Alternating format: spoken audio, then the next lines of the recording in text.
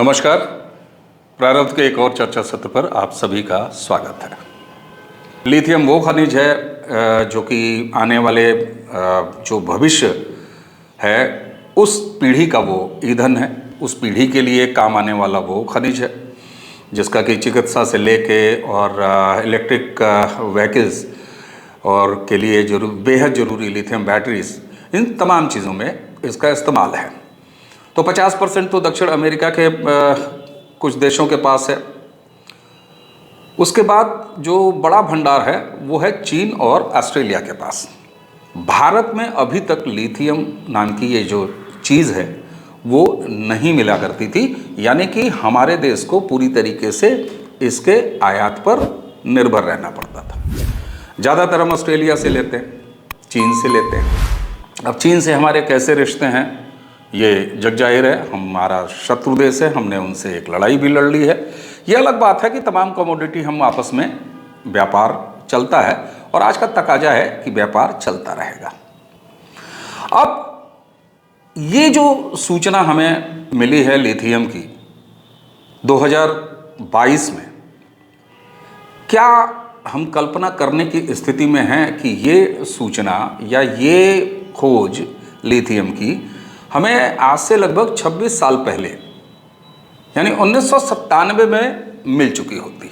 बड़ा आश्चर्य की बात है कि जो लिथियम की खोज आज 2022 में की गई वो 1997 में कैसे मिल गई होती। तो बिल्कुल 1995 से 1997 तक जीएसआई, जो कि जिम्मेदार है इस तरह के खनिज के अन्वेषण का, खनिजों का पता लगाने के लिए देश में, उसने 1997 यानी 1997 में केंद्र सरकार को एक रिपोर्ट सौंपी थी इसी क्षेत्र से, जम्मू डिवीजन के, कि साहब वहां पर लिथियम का भंडार है। देखिए, लिथियम की जो खोज है इसके कुल 4 चरण होते हैं, 4 स्टेजेस हैं अलग अलग। तो पहला स्टेज क्या होता है कि जहां पर कहीं शुरुआती खोज में ये पता चलता है कि कोई खनिज या कोई ऐसी खोज है जिसकी कि वहाँ मौजूदगी है। उसके बाद फिर उसका जो सेकंड स्टेज होता है, फिर उसका जो तीसरा चरण होता है, फिर चौथा यानी फाइनल चरण, जहाँ कि उसकी फिर माइनिंग और उसको निकालना और उसको काम में लिया जाना ये शुरू हो जाता है। तो 1995 से 1997 तक जीएसआई ने जम्मू डिवीज़न के इसी क्षेत्र में जहाँ आज मिला है लिथियम का भंडार, वहाँ पर बाकायदे इन्होंने खोज किया, सर्वे किया और सर्वे के बाद 1997 में तत्कालीन केंद्र सरकार को ये रिपोर्ट सौंपी कि साहब हमारे पास लिथियम का वहाँ पर भंडार है, आगे होने की संभावना है। यानी पहले स्टेज का काम 1997 में पूरा कर लिया। बीते दिनों जो पूरे देश ने सुना कि लिथियम का भंडार मिला है वो दूसरा चरण है। यानी आप जरा सोचें कि 1997 से पहला चरण पूरा हो जाने के बाद लिथियम की खोज का 26 साल लगे जब हम दूसरे चरण में।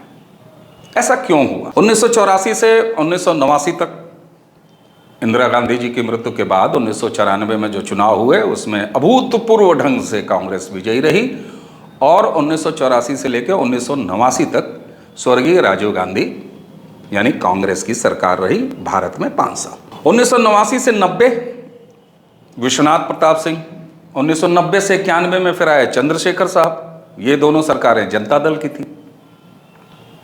विश्वनाथ प्रताप सिंह राजीव गांधी के खिलाफ, उनकी सरकार के खिलाफ बोफोर्स दलाली के बड़े बड़े दावे किए।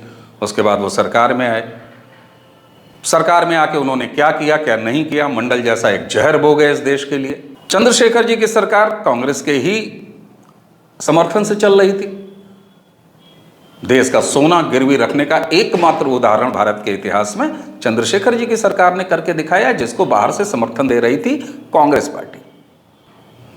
उसके बाद 1991 से 1996 तक यह टर्म आता है नरसिम्हा राव का, जब कांग्रेस की एक बार फिर 5 साल पूरी बहुमत के साथ सरकार बन जाती है देश में। ये वो भी दौर था भारत का जिसमें आर्थिक उदारीकरण देखा गया। ये वो भी दौर था जिसमें राम मंदिर का आंदोलन धीरे धीरे शक्ल ले रहा था और राम मंदिर आंदोलन से जुड़ी हुई कुछ घटनाएं भी नरसिम्हा राव जी के प्रधानमंत्री रहते हुए इस देश में घटी थी। 1996 में अटल बिहारी वाजपेयी की 13 दिन की सरकार आई। ये भी इस दौर ने, इस देश ने देखा। जून 1996 से अप्रैल 1997 तक यहां से शुरू होता है। जून 1996 से अप्रैल 1997 तक HD देवगौड़ा ये हुए देश के प्रधानमंत्री। फिर अप्रैल 1997 से लेकर 1998 तक IK गुजराल साहब। एक बार फिर देवगौड़ा से जनता दल की सरकारों का, यानी संयुक्त विपक्ष की सरकारों का एक सिलसिला शुरू हुआ और IK गुजराल साहब भारत के प्रधानमंत्री हुए।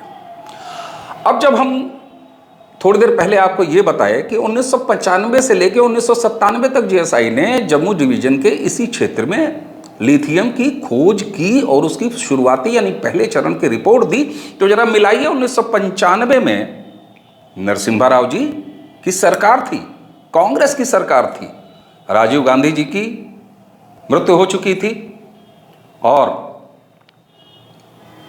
UPA की सर्वे सर्वा सोनिया गांधी, कांग्रेस की सर्वे सर्वा सोनिया गांधी, उनके हाथ में रिमोट कंट्रोल पूरी तरीके से तो नहीं, नरसिम्हा राव जी के समय ये कह सकते हैं कि रिमोट तो था हाथ में सोनिया गांधी के, लेकिन जरा उसकी मजबूत पकड़ इसके बनाने की प्रक्रिया चल रही थी और शायद यही वो वजह थी कि नरसिम्हा राव से एक तल्ख रिश्ते अंत तक कायम रहे सोनिया गांधी, राहुल गांधी और इनके परिवार का, यानी 10 जनपद के परिवार का। लेकिन GSI की ये खोज नरसिम्हा राव जी के सरकार रहते ही शुरू हो गई थी 1995 में, और देश का जो राजनीतिक घटनाक्रम था वो 95 से लेकर 97 तक इतना बदला कि उसमें 3 प्रधानमंत्री आ गए। उसमें अटल बिहारी वाजपेयी आ गए 13 दिन के लिए, उसमें SD देवगौड़ा आ गए 96 से 97 के कुछ महीनों के लिए, और उसके बाद 97 से मार्च 98 तक के लिए IK गुजराल साहब भी आ गए।